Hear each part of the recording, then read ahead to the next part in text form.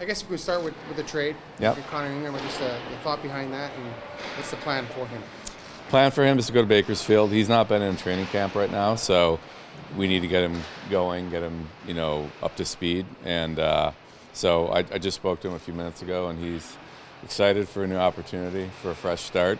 And so the plan is for him to go to Bakersfield. The way we look at it is this is a great depth option for us.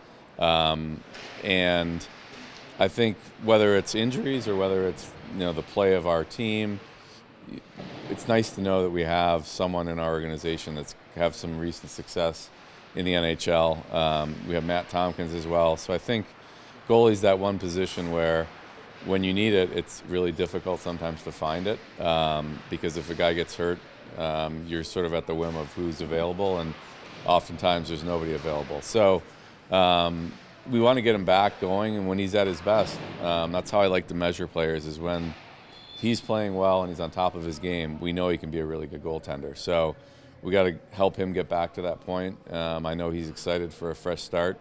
So he's going to be in Bakersfield, and then we'll just kind of take it from there. There's no set program for when he could be there for the whole season. We don't know. So the plan is not to just get him up to speed and then bring him to Edmonton. We want to have it as a good depth opportunity for us, and the play of our goalies and the play of our team, as well as his play, will dictate where it goes. So on the goaltending front, there's sort of been this feeling like if some option comes up where you can make an upgrade, then you'll consider it. Are you set on your goalies at this point then with this addition? Do you feel like now you're not as much in the market to add on the goaltending front? Well, I mean, goalies are no different than anyone else. If there's a way to upgrade your team and have a surefire improvement on your roster, we'd have to look at that. But the reality of it is that those situations are very rare, not just for goalies, but for established players that are going to come in and clearly be better than who you have. That's not that common for it to happen. So I would say if that situation presented itself, 2 months from now, I wouldn't rule it out. But I think we're in a much better position today than we were yesterday relative to our goaltending depth. Connor's still a young guy. He's got the road ahead of him. Is the last year of his contract, so he's eager to prove that he can be that guy and be part of an NHL tandem. So I think we're going to get to know him and help him get his game to the best it can be, and then we'll see where it goes. You have two goalies right now that are unrestricted free agents at the end of the season. Right. Has there been any conversation about re-signing Stu or Calvin, or where are those kind of negotiations? Yeah, we haven't talked to them about extensions. Not to say that we won't, but I think you're right. Sometimes that goes both ways, where you get a real motivated goalie and you get them wanting to prove that they're the guy for the future. So now we've essentially got 3 guys in that boat in the last year of their contract, and we'll have to sort that out over the next 10 months, what we're going to do with our goaltending. But for now, that's not something we're looking at. When someone like Dustin Wolf from Calgary signs for what he signed for, does that set a benchmark for a guy like Stewart, or how do you see that? There's a lot of factors in those deals that, everything is relevant to a degree, but also there are differences. So when you get down to it, you get into the negotiations with an agent, then those factors are all at play, but I wouldn't say it's like a one-for-one comparison. Do you expect to go into the season without an extension in place for McDavid at this point? No, I don't have expectations either way on that. I think we're continuing to talk to Judd regularly. I talk to him almost every day, and had good chats with Connor all along the way too. So I guess I don't like to make predictions. We'll see where it goes. How would you sort of characterize the way things are going? And are you surprised that nothing's gotten done yet? Very positive conversations. All of them have been. I don't really I can't add perspective from what's on their side. I can just say, we're ready and excited to have Connor here, and he looks excellent. I think he looked in rare form the other night, which is good to see.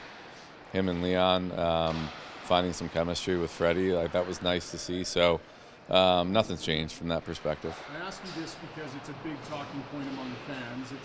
it's somewhat obvious, but with no deal going into the last year of his contract, people wonder about the future and moving past this season and how the organization approaches the potential of McDavid potentially leaving this organization without getting anything in return. So organizationally, where do you sit comfort level wise with just kind of letting this ride as long as it needs to?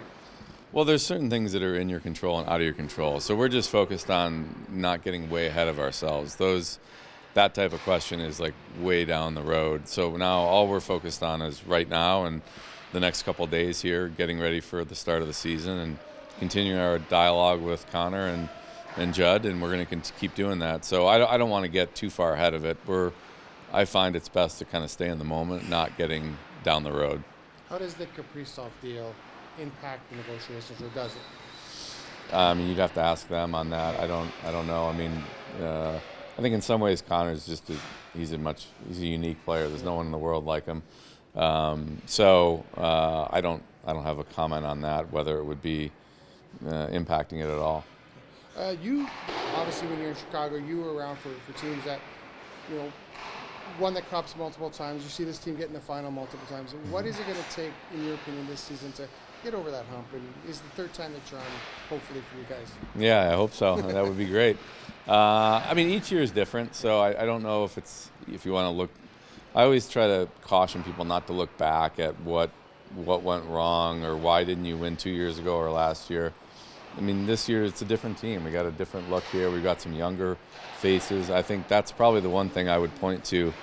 I'm excited about this year's group. We've got a number of younger players who are going to show some improvement over the season. So however they look in October and November is going to be different than how they look in April. And the whole goal for our team is not just those players, but our team in general. We want the team to take steps as the year goes on. And part of that can be adding new players. That's traditionally how it's gone. Like, you're better. Like last year we were better because we had Klingberg and Wallman and Frederick. They weren't here in the beginning of the year. But I think if that's the only way your team improves, it's a little bit limiting. We like to have some internal growth. So players, even a guy like Podkolzin's only 24. So I think he's going to be a guy who's a better version of himself in the spring than he is now. And I think we saw his game. You look at where he started last year. He's on the fourth line and kind of finding his way into the lineup to where the playoffs come, and he's a really important player. I think he can take an even bigger step this year, and we want him to, and we need him to. And then you add some of the younger guys that haven't even played yet.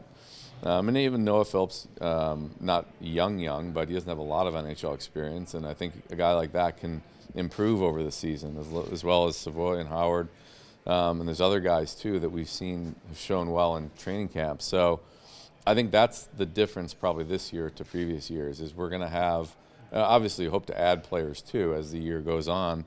We just added Connor Ingram today. So it's about where our team is. Like, what we're focused on now is starting the year strong.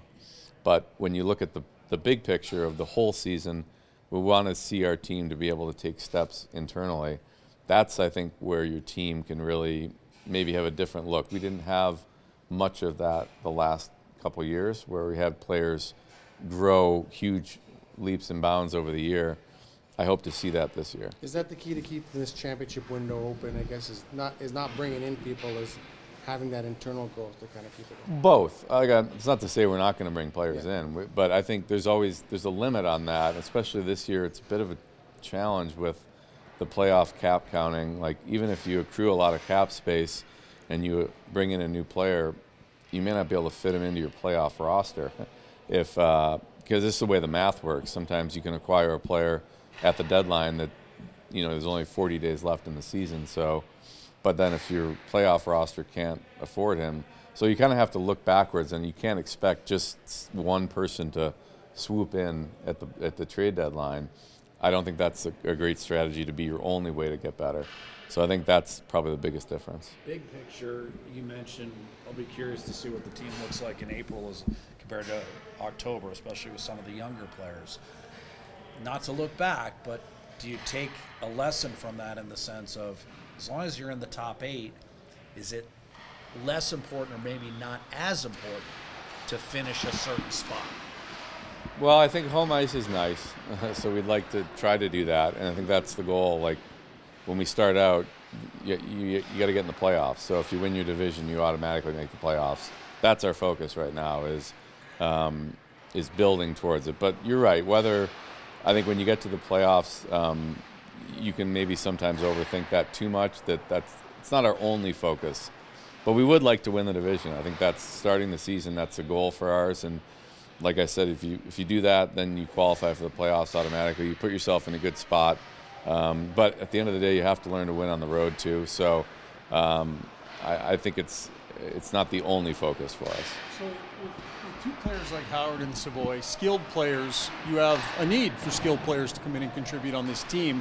They haven't done it yet at this level. So where's the threshold between, filling the need that you guys have, giving them the space to maybe get comfortable and be able to work their way into it, versus they're new, and if one or both or whoever has to be in the American Hockey League on a development path, you got to be okay with that too. Where's that balance for you? It's a balancing act. I think that's where our coaching staff is. We're going to rely on them to do the proper amount of encouragement, trying to build up their confidence. But at times, if they're not ready, they may not play every game, and that's okay. It's not, it's an adjustment. The NHL game is different. No matter what you say, it's certainly harder than college hockey, and it's a step up from the American League. So, learning to deal with the rigors of the league is part of that process. And, we'll kind of take it as it goes. We're trying not to script it out, like how it's going to work.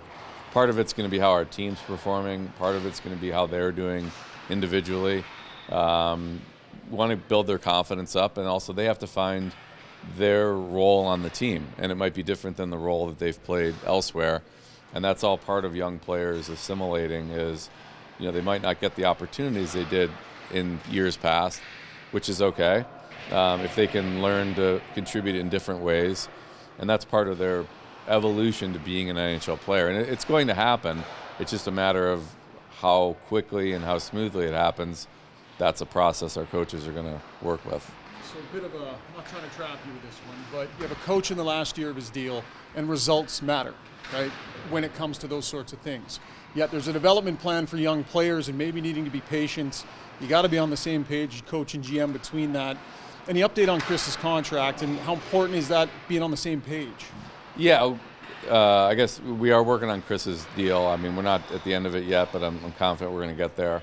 And we're very aligned on that. Chris and we see things very similarly, and I don't think it's as hard as people make it out to be. I really don't. I think, young players have some progression they have to go through, and, it'll become apparent. If it's obvious that they just can't get it done, then it'll be obvious to everyone. It's not like I'm going to see things much differently than he's going to see things. So I think we're very aligned on that, and it's not about just the young players developing, but I think you talk about Savoy and Howard, but we have other younger players that I think who I mentioned Podkolzin and Philp, other guys that are younger, that they have more to their game that I think we can develop, and I'm confident, they can do it. We just have to work with them and be aware that it does take some time.